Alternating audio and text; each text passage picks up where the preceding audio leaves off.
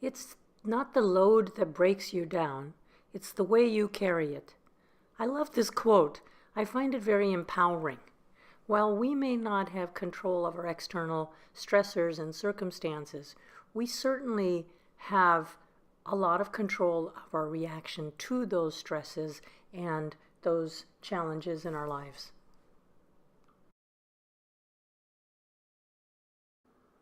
Hi, it's Dr. Kadir. The topic of this webinar is Stress to Serenity. And I hope in this next 45 to 50 minutes to review with you the effects of stress on our overall health and techniques that we can use to help make that a positive effect rather than a negative effect. This webinar will be followed by additional instruction that will help you further develop your own relaxation and stress reduction techniques. Although we live in a country that is the leader of the free world, we are not immune to stress. In fact, we have even more stress than most of the rest of the world. The type of stress that we have varies with our society and the time in which we live, but there is no time or society in which stress does not exist. Can anybody relate to this lady? I've certainly been there. So what is stress? It can be defined many different ways. It can be defined as a state of threatened homeostasis, homeostasis being kind of our body and emotional balance, or a perceived threat to that balance. Anything that elevates the stress hormones can also be called stress.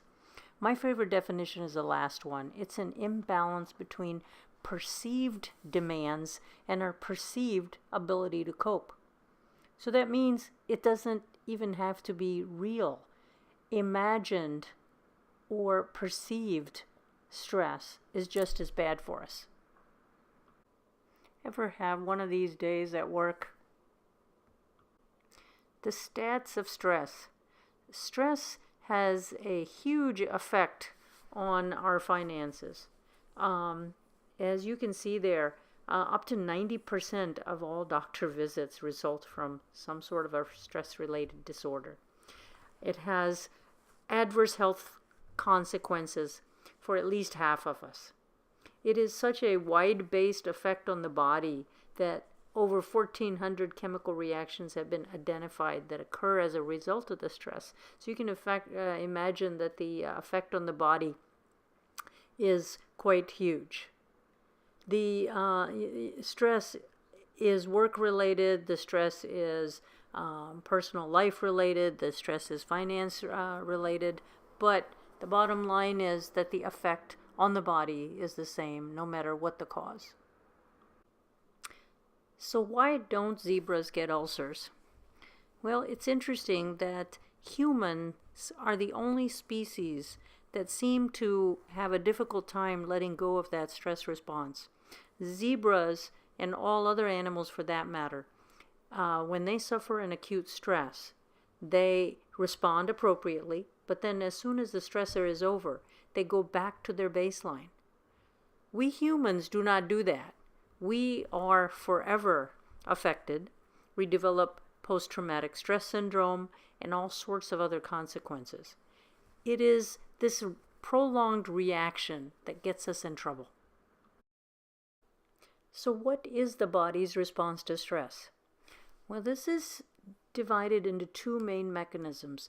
The first one is through what we call the sympathetic autonomic nervous system, or the automatic nervous system. And the other is the more delayed response, which is transmitted through adrenal hormones, in particular cortisol. So let's talk first about the sympathetic autonomic nervous system.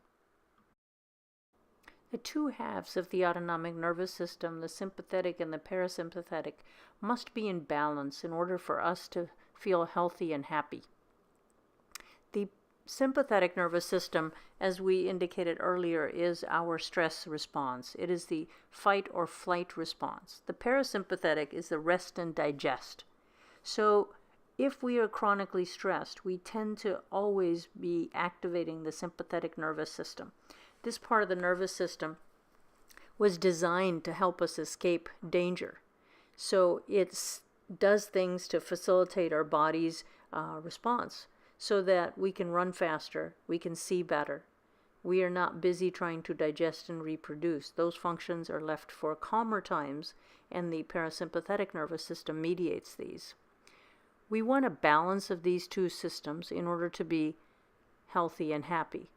If we don't have a balance and one or the other overrides, then we get into dysfunction. Chronic sympathetic stimulation can lead to all kinds of health problems, as we will discuss. This is a diagram of the adrenal glands. There are two of them, one on the left and one on the right, and they sit on top of each kidney. On the right, you see an adrenal gland which has been divided, and you can see an internal medulla and an outer cortex. This gland is our chief chronic stress gland. It also plays a role in acute stress. That's the internal portion, the medulla. The medulla is like a part of the nervous system and secretes adrenaline, which of course is the acute fight or flight hormone. The cortex is responsible for the secretion of cortisol. So this gland regulates our stress response. So let's take a moment now and talk about what exactly happens to our bodies with an acute stress response. There is initially a rapid increase in adrenaline. Remember, this is secreted by the inner medulla, and it's also a neurotransmitter in the nervous system, which means it connects our nerve cells together. There is a slower increase of cortisol from the cortex of the same adrenal gland, and then there is a gradual return to baseline. So this is what zebras and all the other animals are good at. This leads to a normal and protective life-saving response. We get into trouble when we have chronic stress and we cannot return to baseline. And so the adaptive responses become maladaptive, and we end up suffering consequences of the hormone imbalances that are thus created and the chronic effects that they have on our bodies. The baseline actually resets after a period of chronic stress. You no longer go back to your original baseline. You end up at a higher level of stress hormone release and hypervigilance. So the stress response can be triggered by a whole host of everyday life events. Things that one wouldn't think of as triggering the stress response include fluctuations in blood sugar, lack of sleep. Certainly we know that emotions and pain and injuries and so forth will trigger the stress response, but it is critical that we get enough sleep. Otherwise, the stress hormones go up and they mess up our metabolism. We need to ensure that our blood sugar fluctuations are not going up and down, because that is also going to increase the stress hormones. And if that happens, then weight loss, of course, is also not going to occur. You might think that different stressors are going to act through different mechanisms on the body and create differing responses. The simple truth is that there is no difference in how the body reacts to the stressor, no matter what the stressor. So whether you are being chased by a lion or frustrated and stuck in traffic and running late to work, your body will respond in the exact same manner. This has been studied, and there is at all no response difference when events such as getting physically burnt or getting dumped by your significant other are compared. Other situations have also been looked at, and the stress response remains the same. This is just the study that proved the point that was reported in the CNN report that you just saw. So basically, I'm just telling you, I am not making all this up. These are all scientifically validated points that we really must learn from and apply so as to optimize our health and not allow simple stressors to get ahead and harm our health. So what are the symptoms of too much adrenaline? Well, take a look at this list. Any of these look familiar? These are probably the top chief complaints that people seek out a doctor's evaluation for. Unfortunately, the doctor does not turn around and sit down and have a chat with them as to what's going on in their lives that might be increasing the stress level and therefore the adrenaline. The doctor instead takes out the prescription pad and writes them a note, or these days sends it electronically, for an antidepressant or an anxiolytic, sleeping pills. These drugs are not without side effects, and they do not address the underlying problem, so it continues to fester. Feel like this sometimes? Have those days?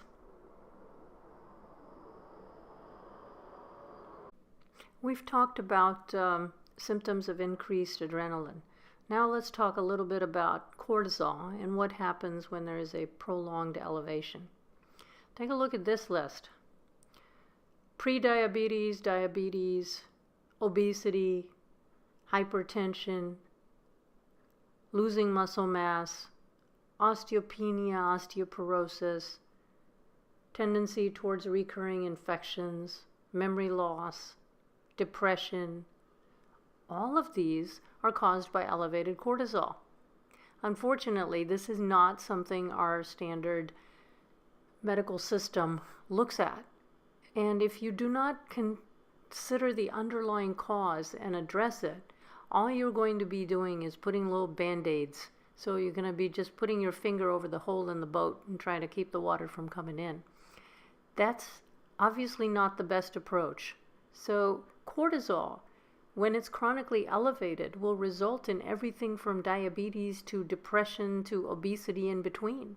And we're plagued with these diseases. Our healthcare system is being overrun by these diseases. And what's the underlying cause here? Cortisol. And why? Stress. So ultimately, what's going to happen to us? This diagram comes from HeartMath, which is a wonderful nonprofit that works with our emotions and our heart and the electrophysiology between the heart and the brain.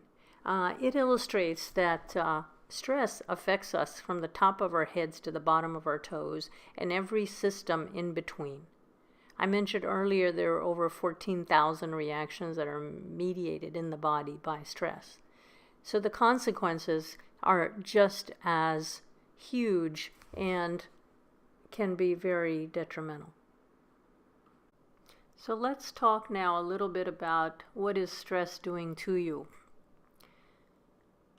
Highlighted there under the first section under nervous system, you see brain atrophy.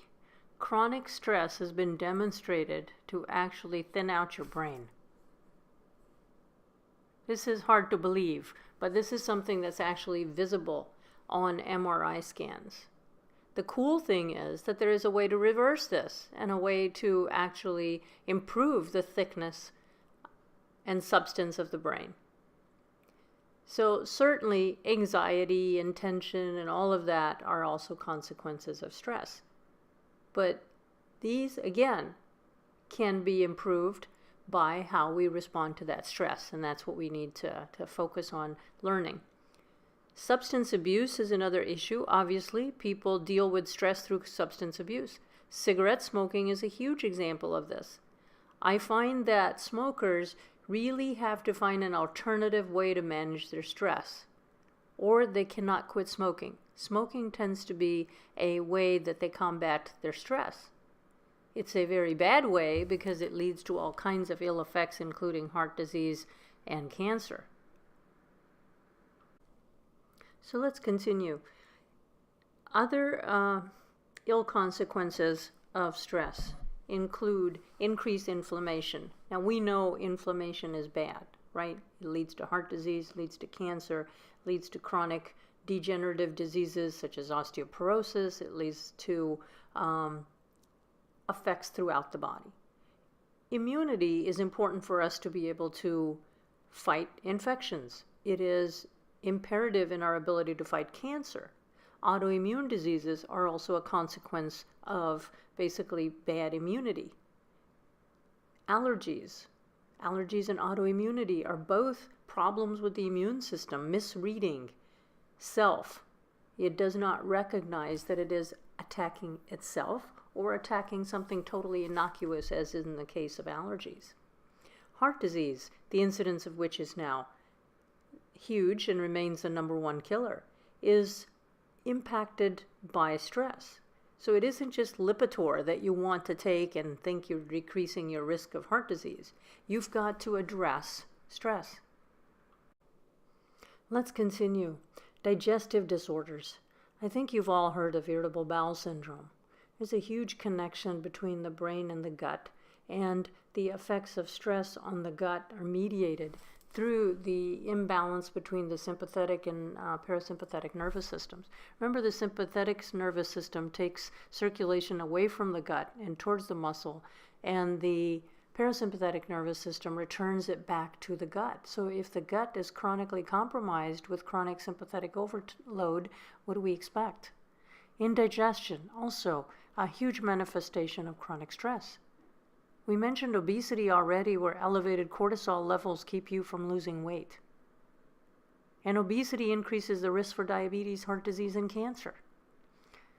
Fibromyalgia, it's in epidemic proportions. So common, so many people suffer with it.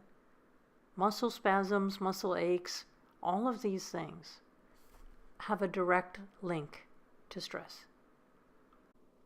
Let's look at some overall effects on the body of stress. Decreased sex drive, chronic fatigue. The mitochondria, which are the little energy-producing factories in our cells, actually get damaged due to the hormonal effects of chronic stress. Physical changes, certainly, including things like acne and hair loss, premature aging, all related to stress. On the bottom, you see altered genetic expression.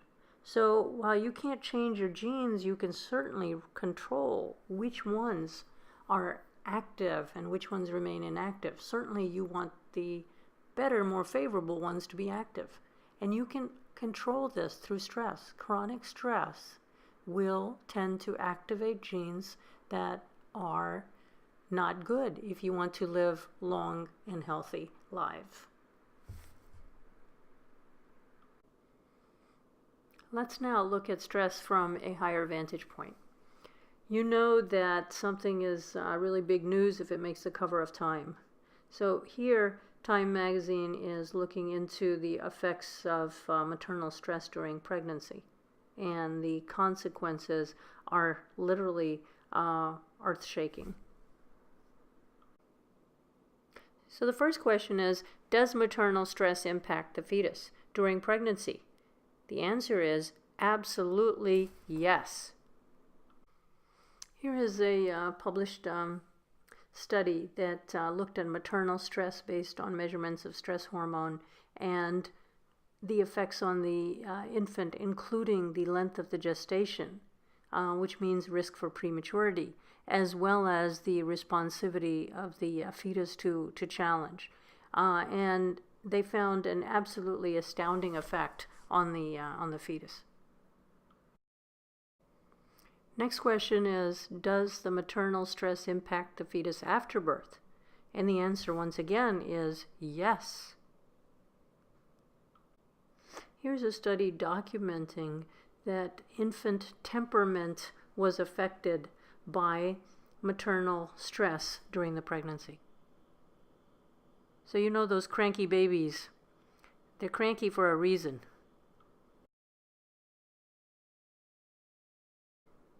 Third question is, does maternal stress impact the fetus into adulthood? And the answer again is yes.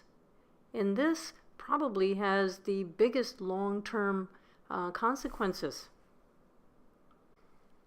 This is a summary of some animal studies looking at the effect of stress hormones or maternal stress on the infant long term, and factors such as lifelong hypertension, high blood sugar, and behavior abnormality and slash mental illness are all affected. So there is lifelong effect on the offspring of maternal stress. And this is something that we really, really need to consider. So many of our mothers, especially the young mothers, are under such tremendous stress during pregnancy. And this has implications for the child for the rest of his or her life. We certainly don't want to see our children like this. This is a summary of human studies. This looks at early childhood events that lead to lifelong risk for depression and other psychiatric illness. So clearly, stress can affect us for the rest of our lives. What are some of the early warning signs? Now, these are some of the things to look for before stress becomes a chronic long-term issue that is slowly deteriorating the body and putting us at higher risk for everything from heart disease to cancer. So I think it's now time for us to learn how we can deal with stress and not allow it to ruin our health. I'm learning how to relax, doctor, but I want to relax better and faster. I want to be on the cutting edge of relaxation. Well, this is not how I would propose we go about this. So, some of the things that we can do to minimize the negative effects of stress include simple measures like change situations that you know cause you stress, or change the response to your stress. And that's something we're going to work on subsequently. It's useful to take a personal inventory and improve those things that would help you to feel better about yourself. Certainly, having negative feelings towards oneself is a huge generator of stress. Make time for yourself and do things that are fun. Don't overschedule your life away. Keep up with social connections, very essential for long-term health. Watch your feelings.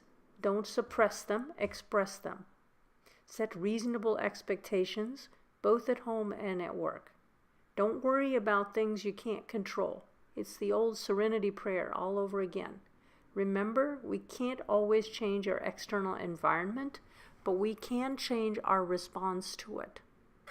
So that's what we must focus on, is our response. All right, I will next tell you that laughter has been studied scientifically, and it has been proven to be good medicine and have many, many beneficial effects. So laugh and laugh and laugh, at least 3, 4, 5 times a day. Just laugh. Even if there is nothing funny or nothing to laugh about, just laugh. Laughter tends to be contagious, and it is something wonderful to do with children. You just start playing a laughing game. Music. Music is also very, very useful in combating anxiety and tension and can have tremendous benefit. Lavender essential oil is another one that's one of these hot topics these days. It is useful in helping elicit a relaxation effect.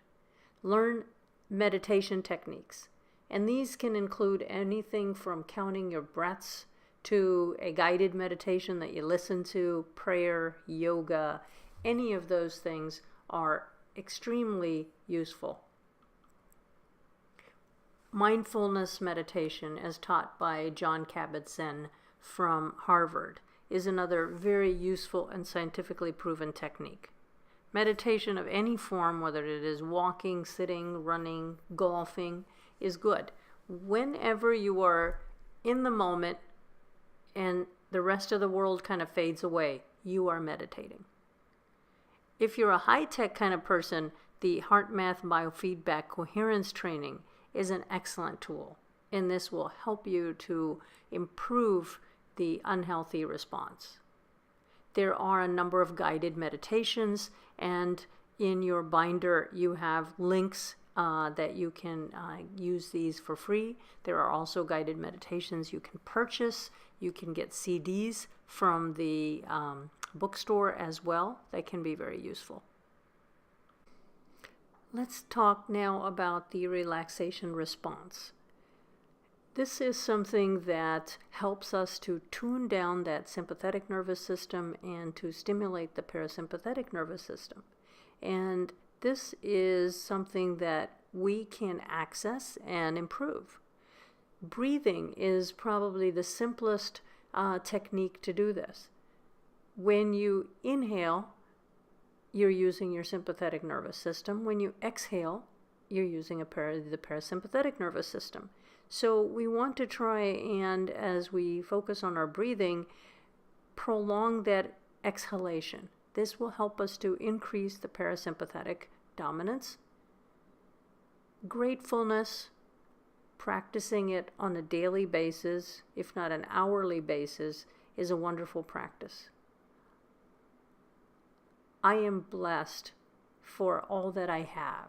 I am blessed for my family. I am blessed for my job. It is very useful for us to look back frequently and count our blessings. Guided imagery is another technique that's been shown to be extremely beneficial.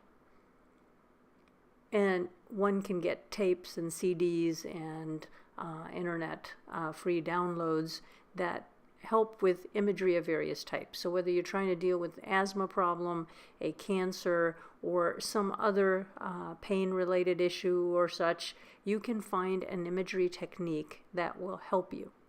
Positive thinking, obviously. Don't just think positive, feel positive. You will create your reality based on your thoughts. Repeating a prayer or an affirmation, doing it on an ongoing basis absolutely helps to make it your reality. So meditation is being in the moment.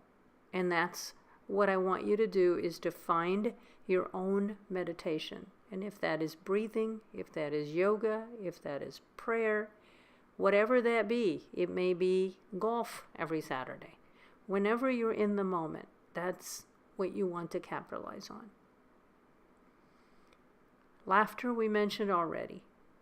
Exercise can also be very useful in helping elicit the relaxation response. In fact, people that exercise regularly cannot miss their exercise, or they actually become agitated and depressed. Diet has a big effect as well. When we eat inflammatory foods, it causes a negative effect on us. Sleep also, based on what you're eating, can have an impact. You want to get enough sleep so that your body is not overridden with those stress hormones that we discussed earlier. Beautiful quote about gratitude. Gratitude unlocks the fullness of life. It turns what we have into enough and more.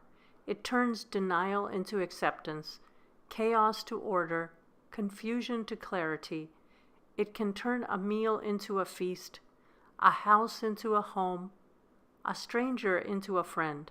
Gratitude makes sense of our past, brings peace for today, and creates a vision for tomorrow. It's a wonderful daily practice that I would strongly encourage you to begin. Another Time magazine cover. So you know this has to be good, and it has to be important, or it wouldn't be here. Science of meditation. It's no longer an Eastern voodoo type of practice. It is scientific with tremendous benefit. So, what are some of the ways that meditation has been found to reduce the impacts of stress? Meditation causes many changes. It actually impacts brainwave activity in the frontal cortex and the limbic system, as well as the hypothalamus, which you know controls your pituitary gland, which controls all the hormones in your body, as well as other areas of the brain. It improves the synchrony of the gamma waves. That is seen in long-term meditators, but even short-term meditators will have benefit.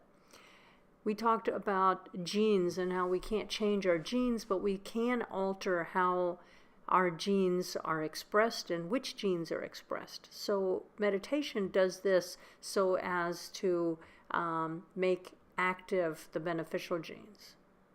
We talked about improved parasympathetic tone to help balance that sympathetic overdrive. And meditation does this. It increases the heart rate variability.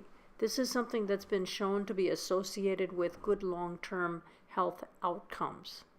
This is something that HeartMath system we mentioned earlier is based on. Meditation will actually change neurotransmitters, the little chemicals that connect our nerve cells when there is any kind of brain activity.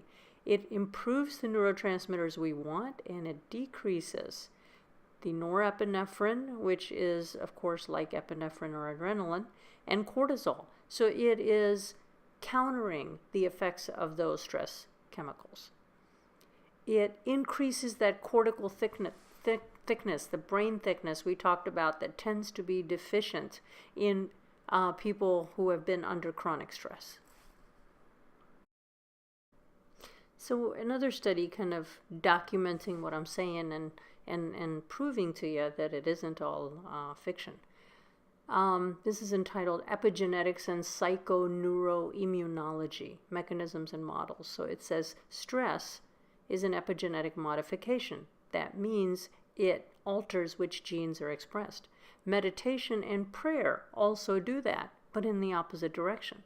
So right thought, right mind, right action are all epigenetic modifications. And this is how we control our genetics. A study entitled Alterations in Brain and Immune Function Produced by Mindfulness Meditation. And here they're looking at short-term meditation. The conclusion is these findings demonstrate that a short program in mindfulness meditation produces demonstrable effects on brain and immune function. These findings suggest that meditation may change brain and immune function. How cool is that? This study is looking at the outcome of the gene modifications brought on by meditation. And these changes are all positive and all what we want. And there is no single prescription pill that can help give us this. So meditation is a very important and very powerful intervention. So in summary, once again, this study provides the first compelling evidence that the relaxation response elicits specific gene expression changes in short-term and long-term practitioners. So you don't have to meditate for hours a day and for years before you see a benefit. You can get a benefit very quickly. Here is the study documenting increased thickness in the brain. So you know this is all for real. With the current epidemic of pain medication abuse, I think this study has tremendous implications. It says after only 4 days of 20-minute sessions of mindfulness meditation training, meditating in the presence of noxious stimulation significantly reduced pain unpleasantness by 57%.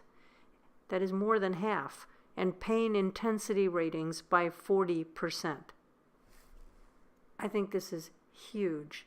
Unfortunately, our clinicians do not make use of it and continue to write the prescriptions. I present to you here a summary of some of the published data regarding laughter. Improved energy. How many of us would like that?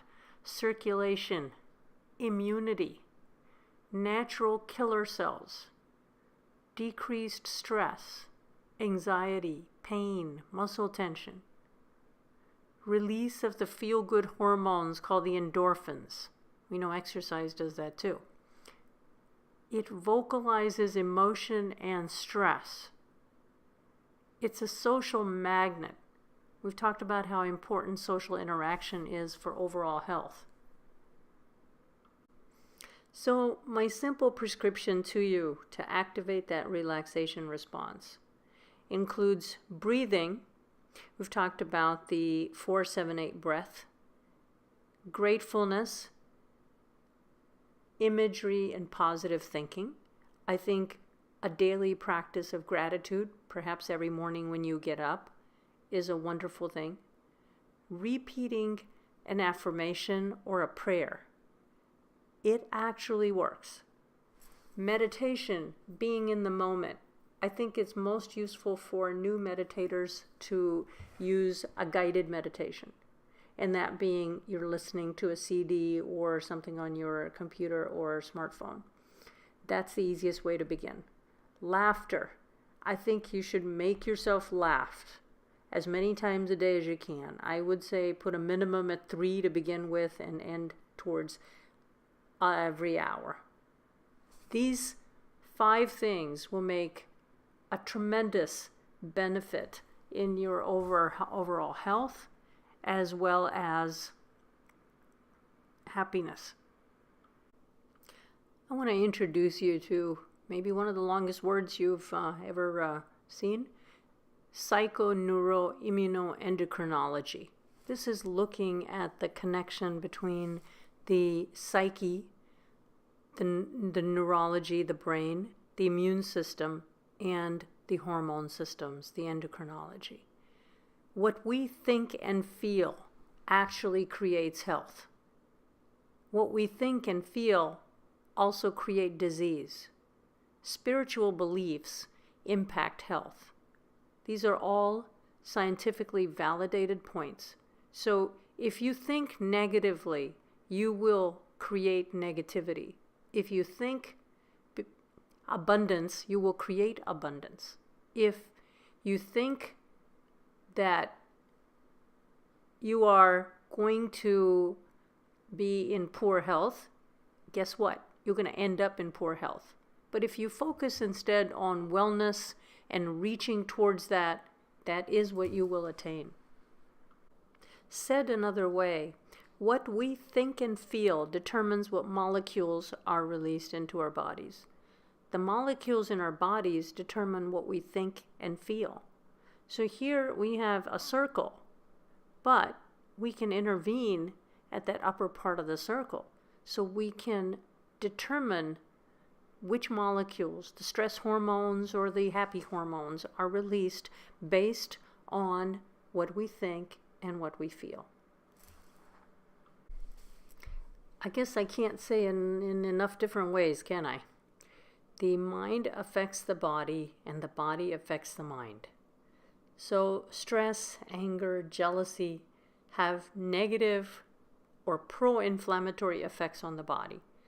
Peace, love, gratitude, contentment all have beneficial effects. Changing the way we think will certainly improve our health. The body, of course, affects the mind. Chronic pain leads to depression and anxiety. Change that with some positive thoughts. Physical exercise can lead to endorphin release, which is good. Lifestyle changes improve mood, and that's what we're seeking to do. So let's use our positive thinking and reach closer to optimal health. Certainly, the thoughts will impact our biology. There is no doubt on this. And the thoughts are things that we can learn to control. They need not control us. So ultimately, it is peace both in ourselves and in our world that we seek. For only when the heart and mind achieve peace can the body achieve health. I want to take a moment now to talk about the heart-brain connection. The heart and the brain are intricately connected. Interestingly, most of the connections go from the heart to the brain, not the other way around. So, we talk about having feelings and, it's just my heart is not in it. It really does tap into a reality that the heart really does feel. Recently Carrie Fisher died, and the next day her mother died. And the question in the media was, well, is there such a thing as dying of a broken heart? And there absolutely is. It is an actual diagnosis that one can die suddenly, where the heart muscle simply stops working from severe grief or severe sadness. You know that the heart conducts electricity, right? We have pacemakers that deliver little electric impulses in case the heart isn't working right. We have our doctors check our EKG and assess our heart rhythm. They always do an EKG when they're worried about a possibility of a heart attack. So the heart generates a large electromagnetic field of energy. And the interesting thing is that the heart energy of one person is actually readable in the brain waves, the EEG, of an individual that is within conversation distance. So your heart waves, your attitudes, your feelings regarding that person actually impact the other person's brain waves. How huge is that?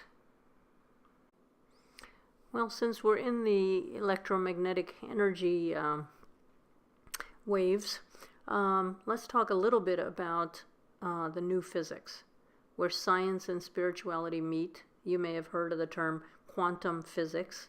This is a whole new way of looking at the universe. The new atom, as you can see on this slide, you can't see it. Well, it's because the new atom is energy. It's no longer matter. That old image of the atom having a nucleus and these electrons circulating around it, it doesn't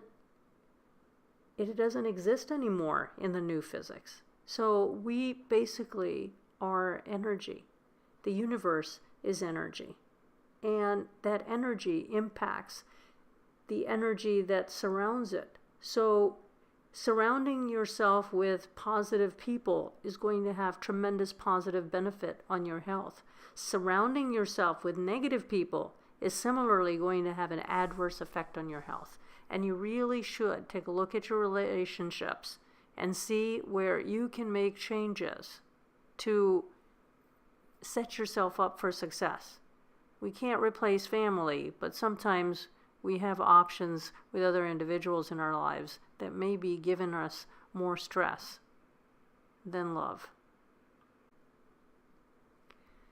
You see things not as they are, but as you are. More important than changing the way things are out there is to change how you see them. Remember Michael Jackson's "Start with the man in the mirror." That's exactly what you need to do. It is your perceptions and your view of the universe that is going to alter how you perceive it. So if you look for the positive and you seek out the positive, the world becomes a positive place. If you seek out the negative, then that is what you will see surrounding yourself. So what's the simplest way to change your life? Change your attitude. It's not the event. It is the meaning that you attach to that event. The meaning creates emotions and attitude. Change your emotions and attitude, and you change the outcome. Meaning you give to things is everything. So it is how you interpret things around you that lead to your perception of the world and therefore your world. So if you change your perception and you change your thought, you end up changing your life and changing your condition. This is more powerful than any other intervention you can possibly conceive of. One thing that is very critical is to avoid tunnel vision and expand your mind. A cool way of doing this is to list 100 things that you want to do or be or become. Number each one 1, 5, or 10. This indicates how many years it's going to take to get done. Pick the top 5 of each category to do.